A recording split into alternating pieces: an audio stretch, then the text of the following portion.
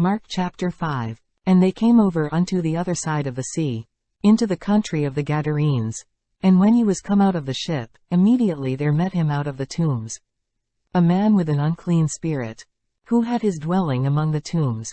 And no man could bind him, no, not with chains, because that he had been often bound with fetters and chains. And the chains had been plucked asunder by him, and the fetters broken in pieces.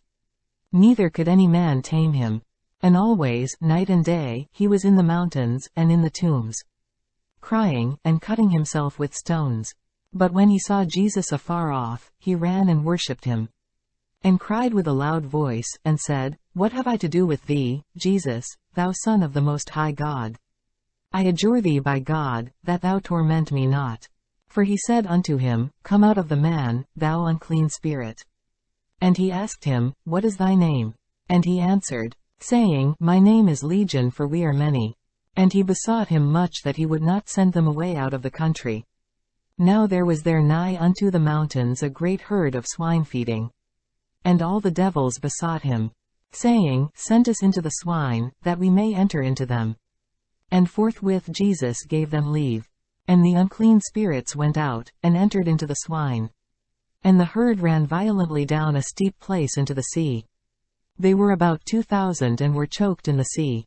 And they that fed the swine fled, and told it in the city and in the country. And they went out to see what it was that was done. And they come to Jesus, and see him that was possessed with the devil, and had the legion, sitting, and clothed, and in his right mind, and they were afraid. And they that saw it told them how it befell to him that was possessed with the devil, and also concerning the swine. And they began to pray him to depart out of their coasts. And when he was come into the ship, he that had been possessed with the devil prayed him that he might be with him. Howbeit Jesus suffered him not, but saith unto him, Go home to thy friends, and tell them how great things the Lord hath done for thee, and hath had compassion on thee. And he departed, and began to publish in Decapolis how great things Jesus had done for him, and all men did marvel.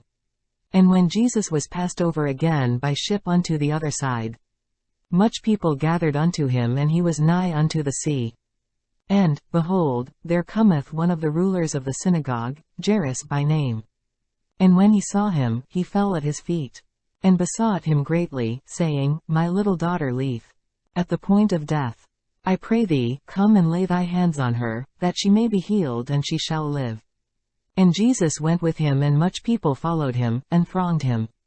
And a certain woman, which had an issue of blood 12 years, and had suffered many things of many physicians, and had spent all that she had, and was nothing bettered, but rather grew worse, when she had heard of Jesus, came in the press behind, and touched his garment.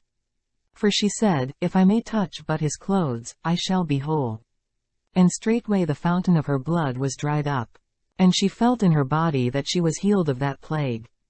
And Jesus, immediately knowing in himself that virtue had gone out of him, turned him about in the press, and said, Who touched my clothes? And his disciples said unto him, Thou seest the multitude thronging thee, and sayest thou, Who touched me? And he looked round about to see her that had done this thing.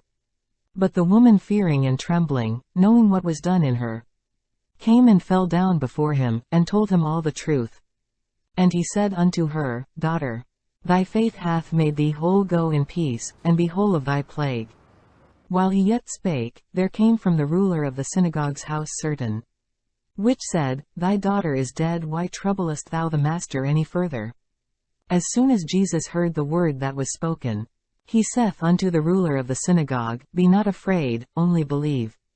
And he suffered no man to follow him, save Peter, and James, and John the brother of James. And he cometh to the house of the ruler of the synagogue, and seeth the tumult, and them that wept and wailed greatly. And when he was come in, he saith unto them, Why make ye this ado, and weep? The damsel is not dead, but sleepeth. And they laughed him to scorn. But when he had put them all out, he taketh the father and the mother of the damsel, and them that were with him, and entereth in where the damsel was lying. And he took the damsel by the hand, and said unto her, Talitha cumi, which is, being interpreted, Damsel, I say unto thee, arise. And straightway the damsel arose, and walked 4 She was of the age of 12 years. And they were astonished with a great astonishment.